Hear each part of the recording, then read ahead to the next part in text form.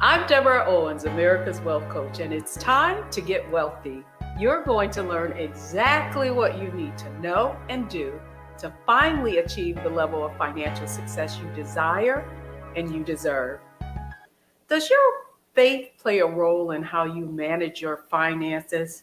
Well, our next guest is here to show us how biblical principles can be foundational to achieving financial success. But here are the three takeaways from today's show. The first is finances are the second highest topic quoted in the Bible. Your faith can also help you to weather financial storms. And then finally, the Bible can be your financial roadmap to success. Well, that's certainly what our next guest believes.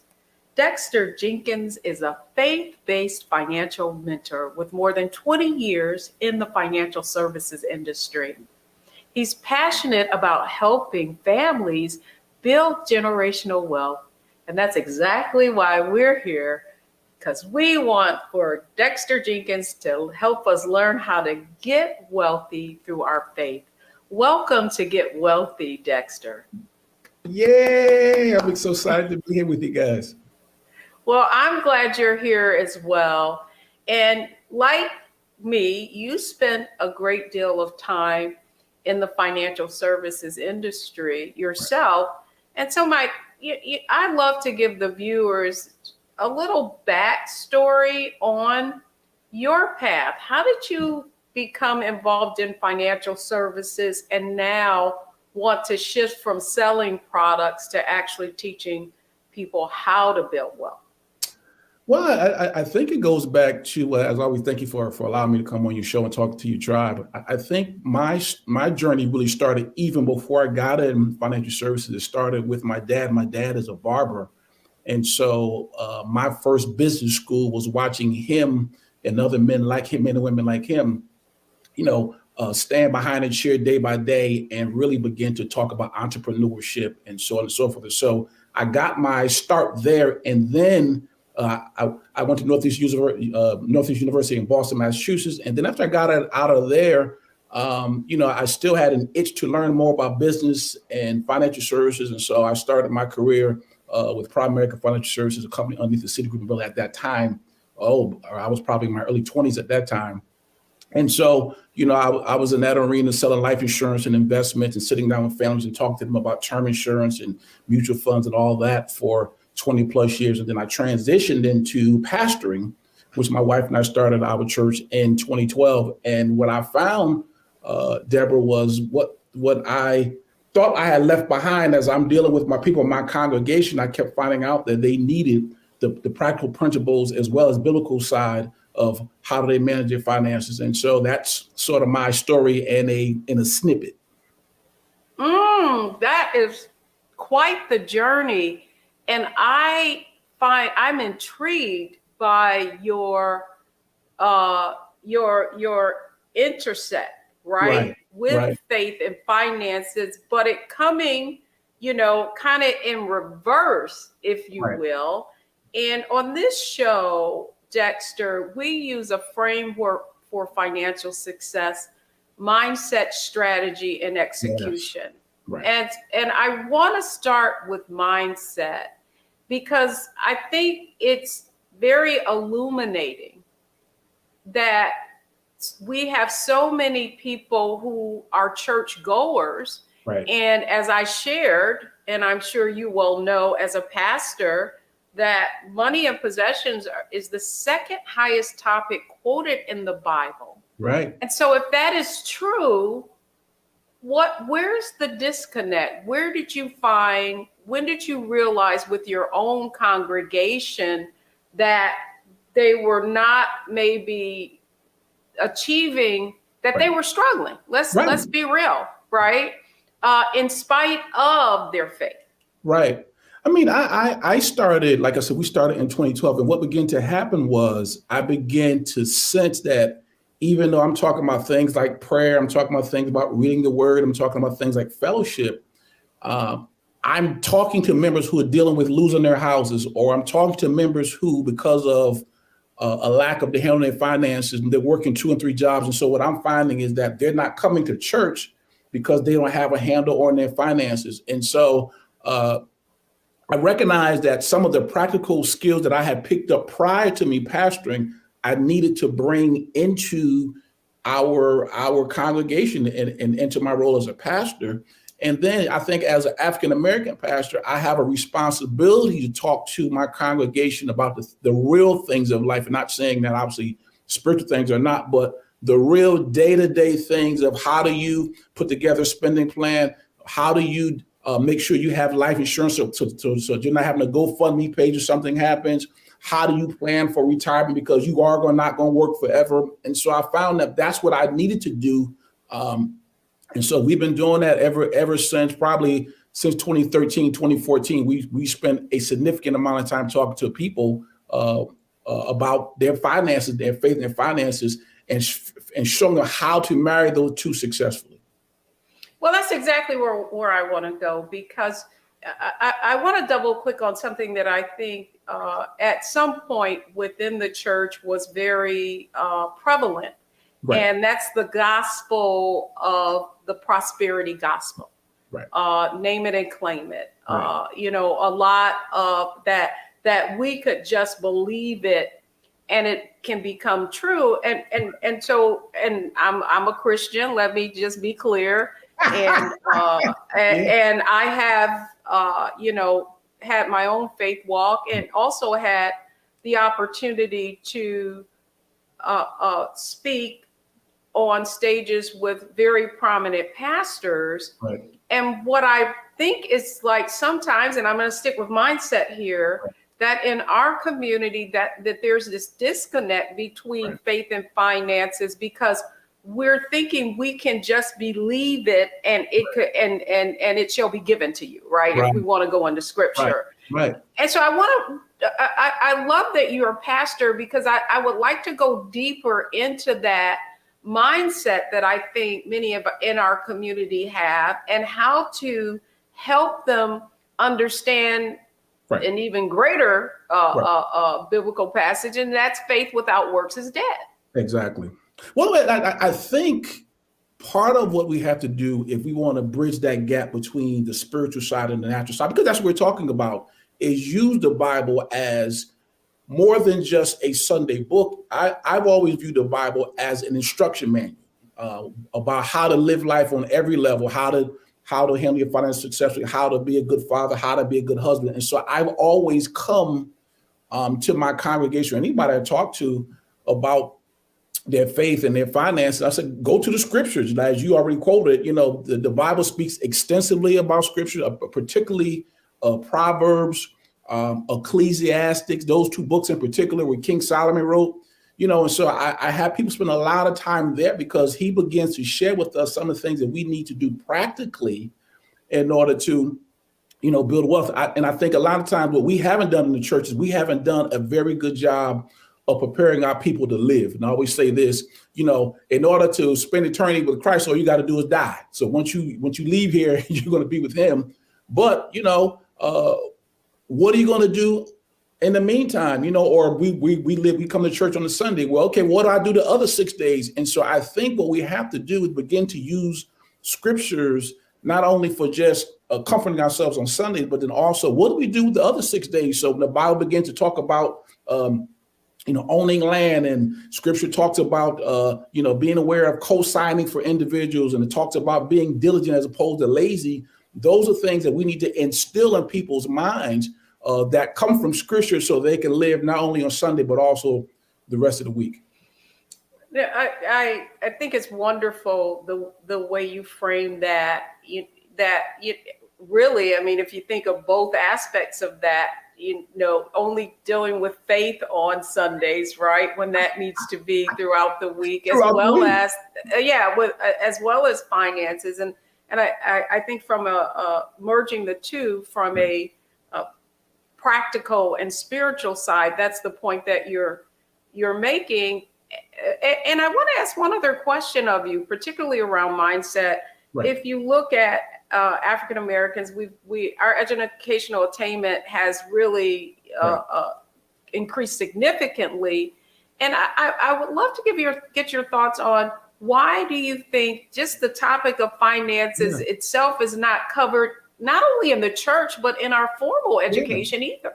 Well, I think we confuse our I call it scholastic education with financial education. They're two totally different things. So I can be extremely educated. I can have, advanced degrees, but not know how to budget, or not know how to invest in mutual funds, or not know how to buy real estate. And so I think we confuse the two.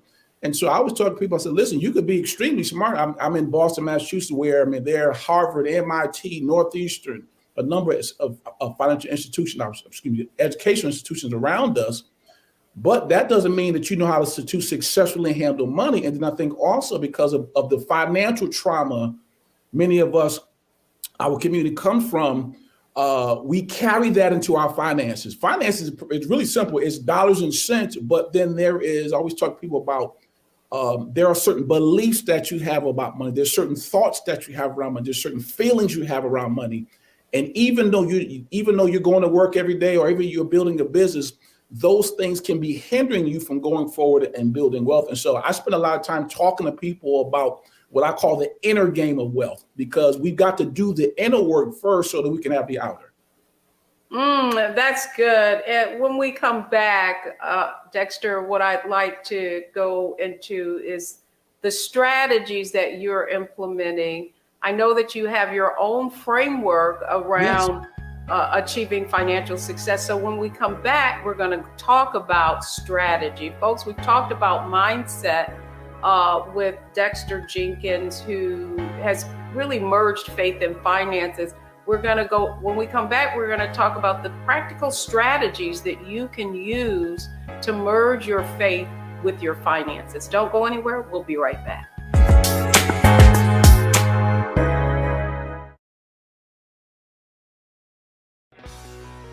Let's be honest, as successful women, we're crushing it. Maxed out 401k and Roth IRA? Check. Aggressive savings and investments? Check. Yet, the freedom our success was supposed to buy can leave us stuck on the six-figure hamster wheel, watching retirement slip further down the road.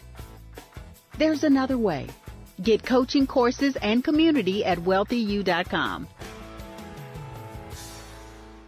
Hi, I'm Isaac Hayes III, founder and CEO of Fanbase.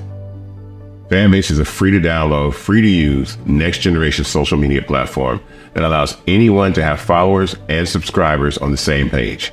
Fanbase was built through investment dollars from equity crowdfunding from the Jobs Act. People just like you help build Fanbase, and we're looking for more people to help build Fanbase. We are currently raising $17 million in a Regulation A crowdfund on Start Engine. We've already crossed $2.1 million, but we're looking to raise more capital from people just like you that deserve the opportunity to invest in early stage startups without having to be accredited investors. So right now, I'd like you to go to startengine.com/fanbase and invest. The minimum to invest is $399. That gets you 60 shares of stock in Fanbase right now, today. And then use Fanbase to connect with friends, grow your audience, and be you without limits.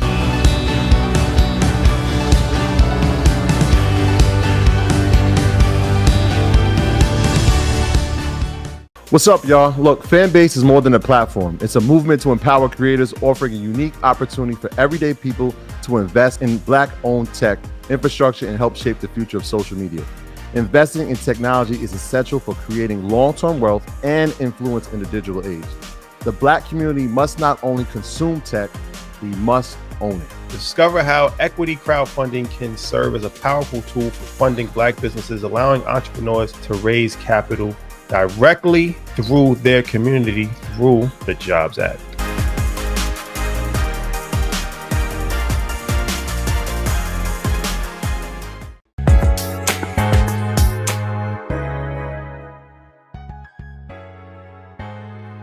I'm Deborah Owens, America's Wealth Coach, and we're talking how to get wealthy through faith and our finances with Dexter Jenkins. Dexter, welcome back, because now I want to talk about strategy. And what I'm really excited about is you have created an actual framework for financial success, which I think it fits perfectly into this strategy conversation. Right. So share with our viewers your framework for financial success that you've been applying as you are helping families build generational wealth.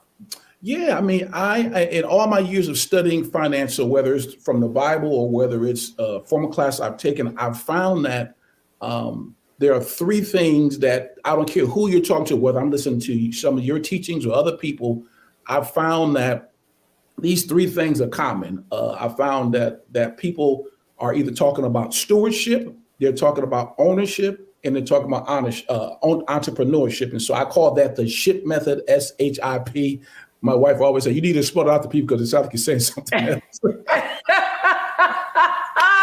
Nothing like a little humor thrown in there. Well, you know what I thought of though, Dexter, that I thought was brilliant. Well, I thought of the three ships, right? Exactly. Like something, right? Like something traveling. Exactly. And so I'm fascinated around that framework. So let's talk about the first ship. Right. Let's sail the first ship so that we can get people in the right frame of mind. Well, the first ship is stewardship. And so stewardship really deals with, the successful handling of your dollars. I remember talking to people. I've sat out hundreds of, I won't say thousands, but I would say easily hundreds of clients during when I was selling mutual funds and all that. And you're really dealing with how do I successfully handle my finance that comes into my hands, And so that's what stewardship talks about. And so we talk about in that framework, we really deal with I call it a spending plan. Other people call it a budget. And so, we look at when I was doing it, and I still do on some level, I talk to people about making sure you're saving at least, 10% of your money, putting X amount here, and everyone has their own different way of how they would do that. But whatever you decide to go with, but there has to be some way that is stewardship where you tell your money where to go as opposed to you just letting it go willy-nilly. Because if you don't tell it where to go, it will just be all over the place. And so, I used to use the example of we don't necessarily do that anymore, but when we used to have to cash our checks and you would go to the bank and cash it, and the next thing you know, you got a check for just say $1,000, and then you look at on by Monday, Tuesday, you spent X amount of dollars. Where did that money go? Well, you didn't give it an assignment and you didn't tell it where to do. And so the first thing you got to do in stewardship is you've got to tell your money where to go. So to even back up a step further from there, we assess where you are because you don't know, you can't go anywhere until you know where you are first. And then we begin to have people put together some sort of spending plan where they're telling their money where to go and what to do. So we're telling that stewardship is telling our money where to sail. I'm going to keep with this. I'm going to keep with this analogy. That's basically what you're doing. Yeah, you tell them where to go. Right. Yeah, and I do think also, Dexter, that the way people get tripped up is that they take care of everything. Right. And then there's nothing left over to do the important things. Right. And I would love to get your view on what I call reverse budgeting. Okay. Right? Prioritizing the things first, like your retirement, your savings, that cash reserve, and then managing the rest more effectively. Right. And because I often think that what happens is it's when we do the spending plan or just budgeting, line items, what happens is that we prioritize I don't want to say the needs, but what happens is then the other things aren't left over. And because it's not like a have to, right? That we really have to begin to think about our financial future as a have to, and put that as a priority as opposed to the other way around. And I mean, you hit the nail right on the head, so when I'm dealing with people, we're talking about, because some of them believe in the concept of tithing. And so we talk about giving, honoring God with 10%. And then we talk about necessarily making sure that you put your money away. And, particularly if you have like a 401k and things of that nature. And some people have 401ks and things of that nature that match, which is free money. Everybody like free money, and so really to your point of the reverse budgeting and making you a priority, because one of the things that I always talk about in the book of Proverbs, King Solomon talked about the fact that Proverbs chapter 10, he talks about the ant. And he talked about the fact that the ant prioritized saving during the summer because it knows that winter is coming. And I always tell people, listen, the winter is when you don't want to work and when you can't work. And so what we got to do during stewardship, we got to prioritize ourselves, recognizing that, hey, winter is coming. And if I will put something away for myself, I'm be in trouble. Yes.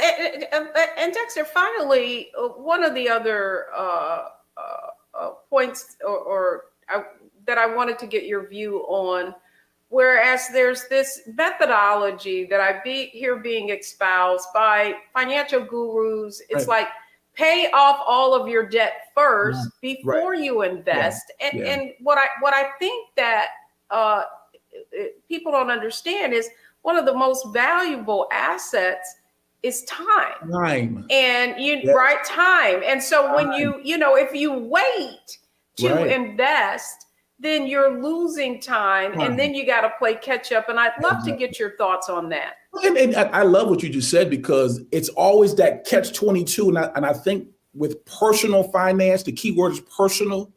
No one plan works for everybody, but I'm in the ship that you're in. I'm in the boat that you're in, meaning I believe that we should take advantage of time. And in particular, the younger you are, if you start early enough, what will begin to happen is your money will begin to work for you. And if I build wealth, and if I build enough assets working for me, those assets will allow me to pay off my debt. But if I don't, get my assets moving, I'll never have the opportunity to do that. And then I also believe this, Deborah, that a lot of times when people are so focused on paying off debt, they're not focused on learning how to invest. So I believe any debt strategy should have an income generation and a wealth building strategy attached to it. That's good. That's good. Now, when we come back, I want to double click on more of your framework. And we've talked about mindset. We've been talking about strategy, your 3 ships or boats, if you will. So it's stewardship, it's ownership, and then it's entrepreneurship. Exactly. Absolutely. So when we come back, we're going to talk a little about executing on your framework of the 3 ships. So folks, we've talked about mindset. We've talked about strategy. Next, it's all about execution. Don't go anywhere. We'll be right back. Hi, I'm Isaac Hayes III, founder and CEO of Fanbase. Fanbase is a free-to-download, free-to-use, next-generation social media platform that allows anyone to have followers and subscribers on the same page.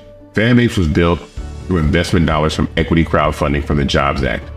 People just like you help build Fanbase, and we're looking for more people to help build Fanbase.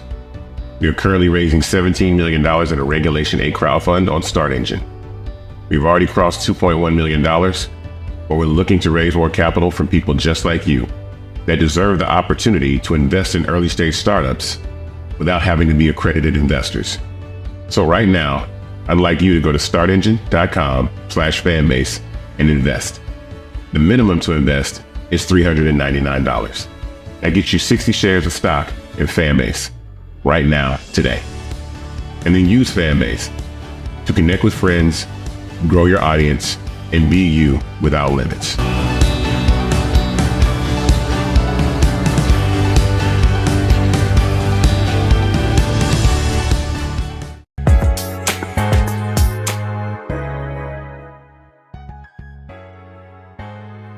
Welcome back, everyone. We're talking about how to get wealthy using faith and finances to accomplish financial success.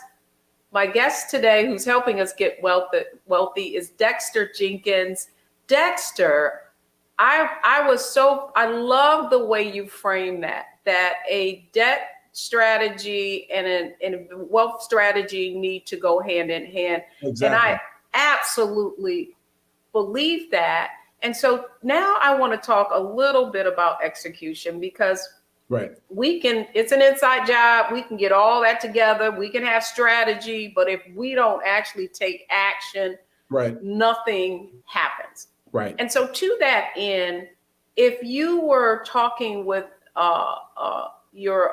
someone about the first thing they need to execute within your framework, stewardship, entrepreneurship, and stewardship, ownership, and entrepreneurship. Right. What's the first thing someone needs to do if they're listening to this program? Well, I mean, we've talked about the inner game. So we talked about mindset and strategy, like you said, looked at some beliefs and all that, because I believe that that's 90% of it. But the other 10%, like you said, is execution. And I believe it begins with you starting and getting a sense of where you are. A lot of times we don't know what's coming in, what's going out. I don't know what do I have a 401k? I know none of this stuff. And so really begin to get people to sit down and begin to look at things from a perspective of what do I actually have? I always use the analogy of, if I'm at a mall, we don't go to malls anymore, but we did. I'm at a mall, and I'm trying to go over here to this store, and I find that map. It will say I'm here, but I need to go from here to there. And so starting where you are and getting a sense of honestly where you are, I think is where it begins to start. And then you begin to put together these, what I call these baby steps, so you begin to, maybe look into your, obviously putting together a spending plan, but then looking into my retirement things at work, beginning to reprioritize some dollars, because really, in the bottom line is, I tell people, it's only two ways to really improve your finances. One is I got to decrease my expenses. Number two, I got to increase my income. And so I keep people focused on those two things. What are ways that I can decrease my expense? Where's the waste? And so it could be in subscriptions. It could be I got cable that I don't watch. If it's a married couple, a lot of times there's an overlap in their insurance system. And so we begin to focus people on those things. And so I believe that's where it starts. And now also, I think pulling people into a community. I mean, you have a community, Wealthy You, and I run some things, because I think a lot of times people are lonely and they're trying to build wealth by themselves. And wealth is a team sport. You got to collaborate, obviously, if you have a spouse within your household, but then also with other trusted individuals who have your best interests at hand, who really want to see you become wealthy and not just make money off you. I love that. And I love the fact that you mentioned something that I absolutely believe, that you need to be around like-minded people. Yes. Who have the same goals and aspirations that you have, and that the level of your financial success is directly correlated to the socioeconomic status of the people that you spend most of your time with. There you go. And not to say, you know what I'm saying? So I think that, and let's go back to belief, right? Because I'm going to tell you something that happened just the other day. Right. I put up a marketing banner about a workshop that we have coming up, and it's called The Secrets of the 1%, How to Build Wealth Regardless of the Recession or whatever. Right. And the first thing that I got was, well, what do wealthy people know? Why are they the 1%? They're greedy, right? And so my retort back to them was, don't hate the player, right? Hate the game. Like, if you don't know.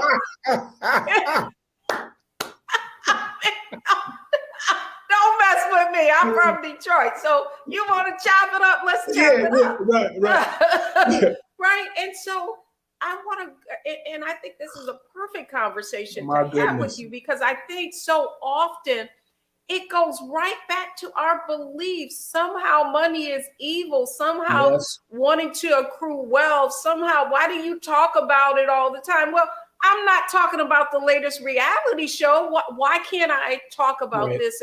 And so I believe that in our circles that, some of us are just talking about things, others are talking about ideas, and that our beliefs can often get in the way of elevating our financial success. Because that's where it all starts. I spend 99% of my time talking about, what do you believe about money?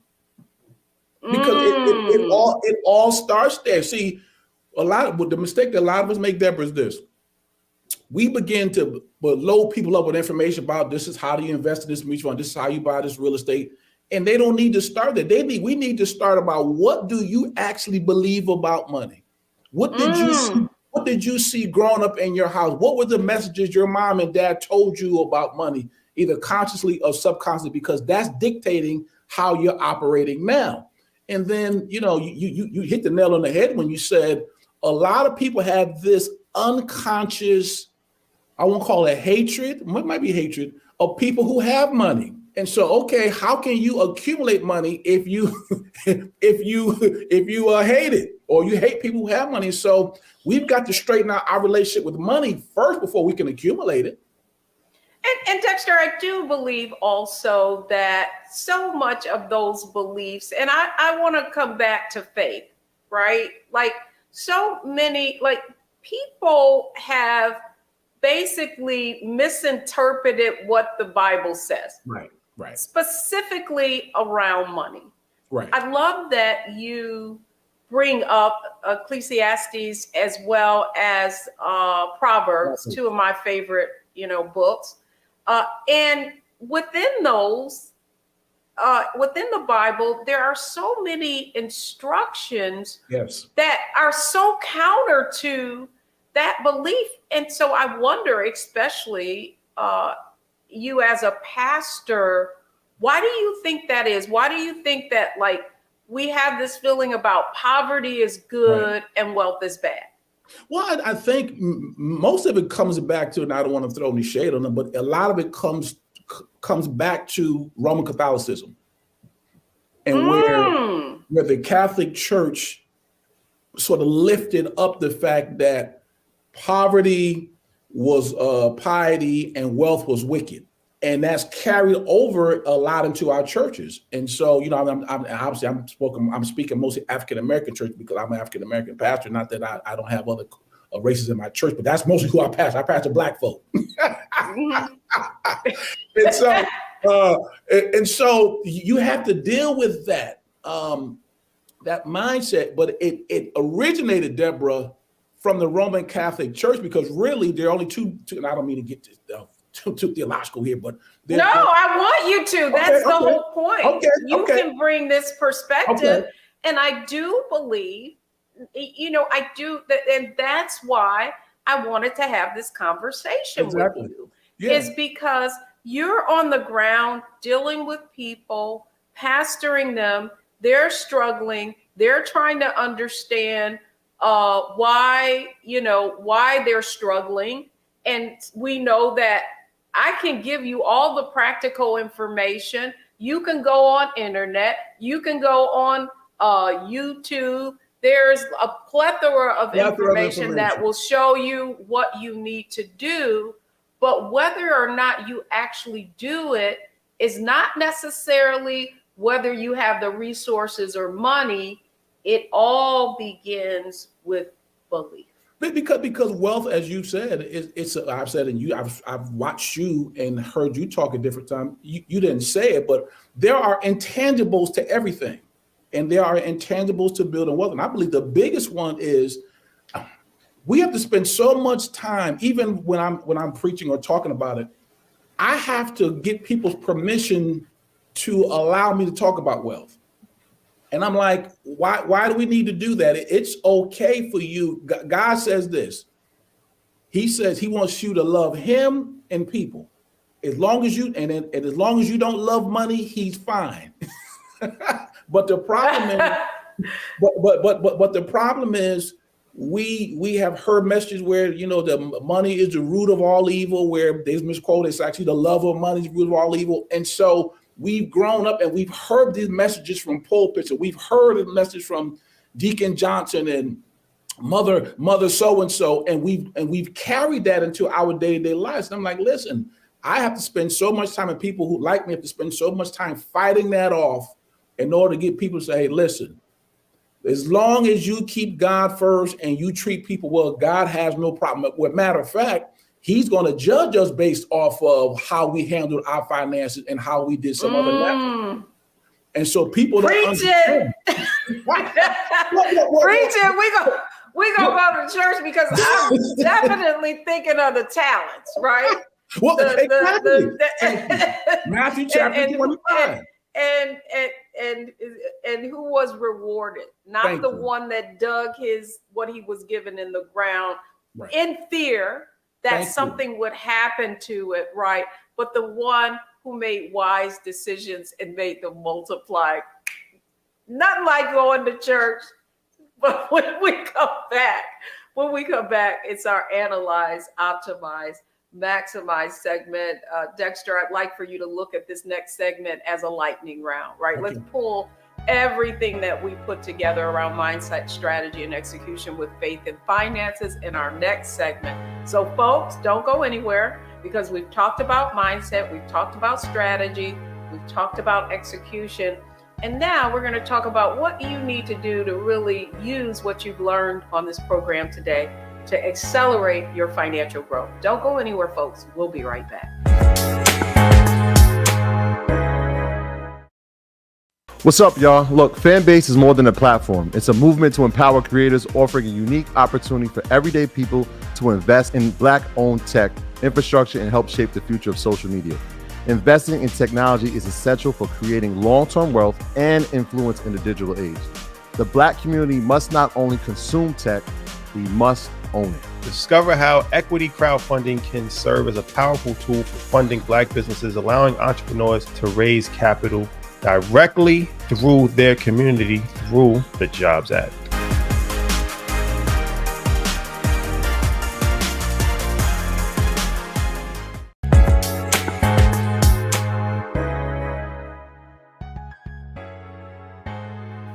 Welcome back, everyone. Now it's time for our Analyze, Optimize, Maximize segment. We've been having a wonderful conversation with Dexter Jenkins on faith and finances. And now, how are you going to actually put everything that we've talked about in action? Dexter, thank you so much for coming on Get Wealthy. As you can see, we're like-minded, and that's why I was so excited to learn about the work that you're doing, because I think specifically in our community that faith plays a big role. African Americans are the largest segment demographic who are church goers even today.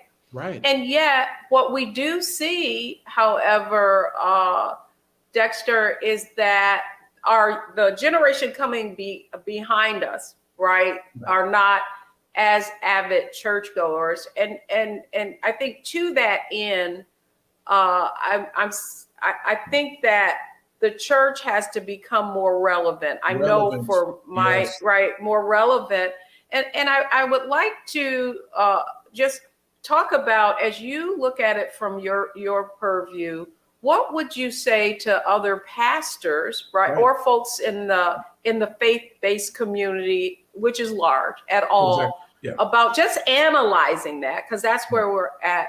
What have you found to be effective in merging faith and finances and making it relevant to attract and grow your own ministry? Well, I think to your point of what has happened in our churches, I just think overall in the body of Christ, it's more of a teaching spirit in the churches now. And so it's not just about when we all get to heaven, what a day of rejoicing it will be. It's more about, how do I become the father I need to be? How do I become the husband I need to be? Well, if I'm talking about being a better husband, better father, a better follower of Christ, well, money is included in all of those things. So we really have to encourage individuals, and particularly from the pulpits of the leadership, that have these money conversations. And so, I'm part of several pastor masterminds, and that's one of the things that pastors struggle with. How do I talk to people about money without alienating them? And I've never been a pastor that shied away from, because I realize everything that my congregation deals with, everything that we the individual corporately, it deals with finances. And so in order for, the word you used earlier was, in order for us to be relevant, we have to talk about things that matter to people. Money matters. My bishop years ago said to me, He said, Dexter, a lot of times we are scratching where folks are not itching. Or, matter of fact, he said, we're not scratching where folks are itching. Well, they're itching financially. And so we got to be able to talk about those things. How do you do it from a biblical standpoint? How do you keep God first, but still function and do well financially? You can do both. That's great. And the next aspect of what I wanted to talk about was really optimizing the relationship that folk have with the church. A lot of church services, because of COVID, went virtual. Right. And what I found really interesting in the church that I attend in my community is that membership really didn't decline, that people are finding it in some cases even easier to watch online. But to that end, how can you optimize that faith and finances within the church? Do you host actually like financial programs, financial seminars, financial workshops? Can people get plugged in to the right things through your congregation? Yeah, we've been virtual most of. We are just coming out of a season where we're just beginning to meet again, and so a lot of the things that we did was through YouTube. We did things through StreamYard, and so if people go to our particular church, fellowshipboston.org, and you can find all those things there. But I think just as the body of Christ, I think people have gotten used to, because of the pandemic, they've gotten used to doing things on Zoom. They've gotten used to doing things online learning. So I think it's a phenomenal opportunity for us to be able to record shows like this, record seminars, these little, 8, 9, or 10-minute snippets where we can teach things either biblically as well as naturally, and then get it out to people. Because to your point, the world is our congregation now. Now we have a local congregation, but I have people watching me from Jamaica, I have people watching me from Africa. And so I think it's using technology is a phenomenal way for us to be able to get these financial messages out.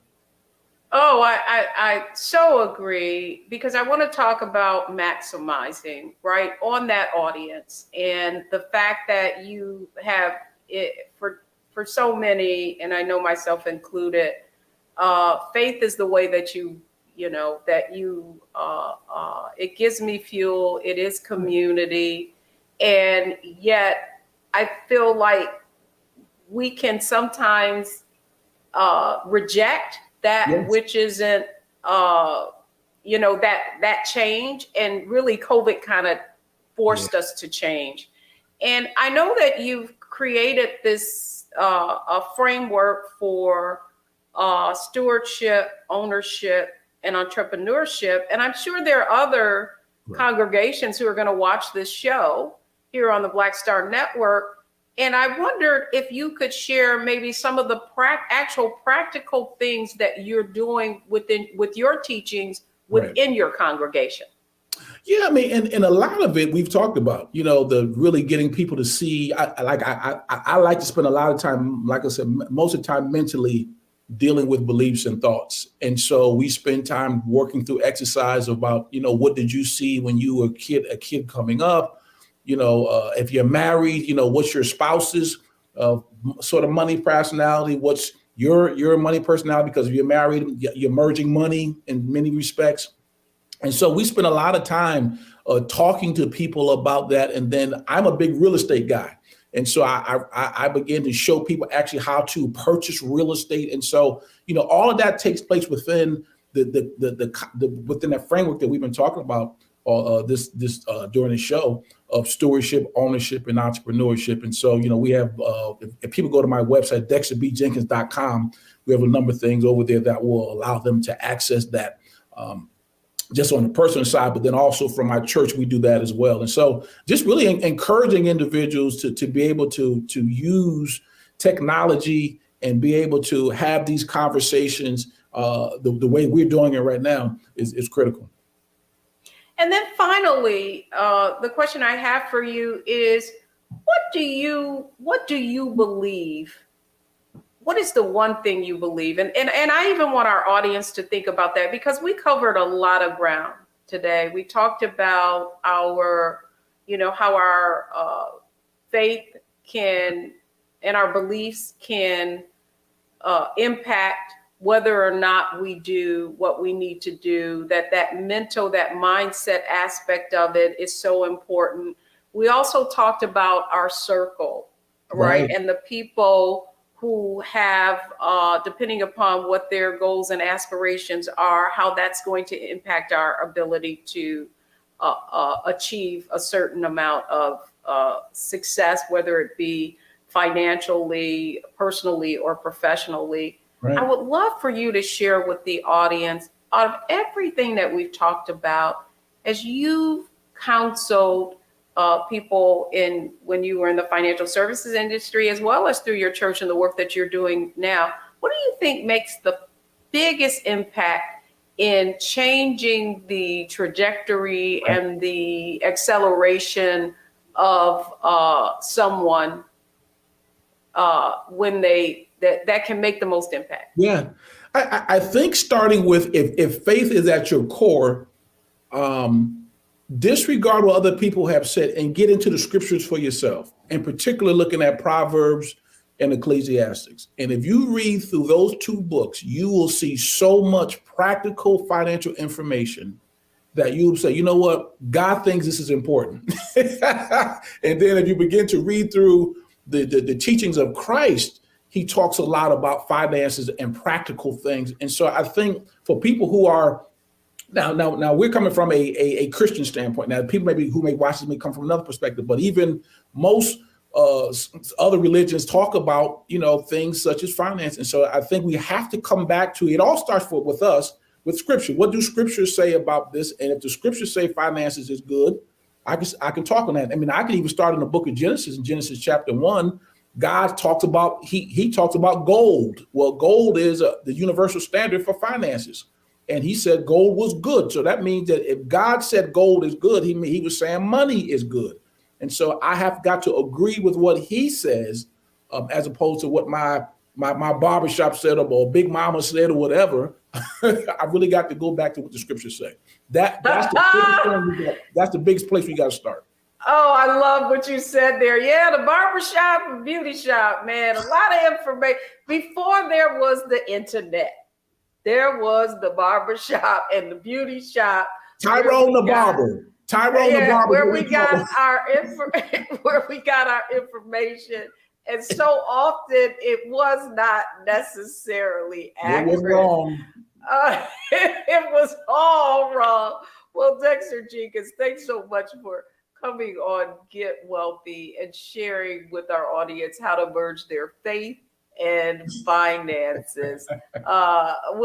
Please let folks know how to get in touch with you. Yeah. Start with DexterBJenkins.com. If you head over there, what I have a free gift. I actually talks about the 3 ships of wealth building. If I got an ebook that you can download there. And then I'm all over social media as Dexter B. Jenkins. So I'm on LinkedIn, I'm on YouTube, on Instagram, I'm on Twitter, so you can find me there. But Dexter Jenkins, Dexter B. Jenkins across all social media. And then my website, DexterBJenkins.com. Outstanding. Well, thanks so much for coming on Get Wealthy. And when we come back, the 3 takeaways from today's show. Don't go anywhere. We'll be right back.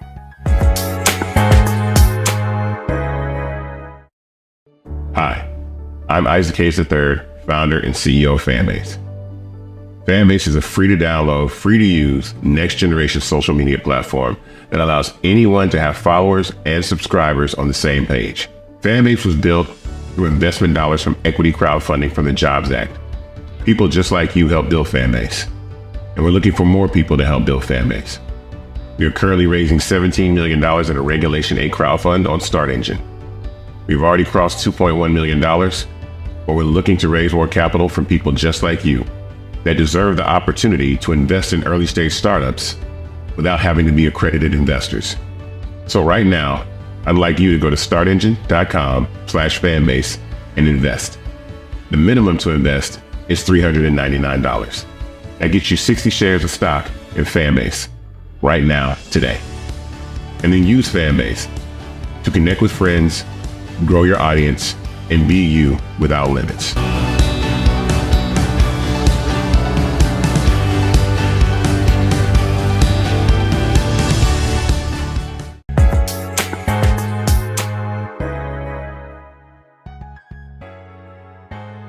I'm Deborah Owens. I hope you enjoyed this conversation about faith and finances with Dexter Jenkins. Here are the 3 takeaways from today's show. First, wealth is an inside job. We behave as we believe. Second, wealth is a team sport. The communities that you surround yourself with will impact your ability to achieve the level of success that you want. And then finally, real wealth is about creating a legacy. So it's never about you specifically. It really is about paying it forward to the next generation. Thank you so much for joining us on Get Wealthy, only on Black Star Network.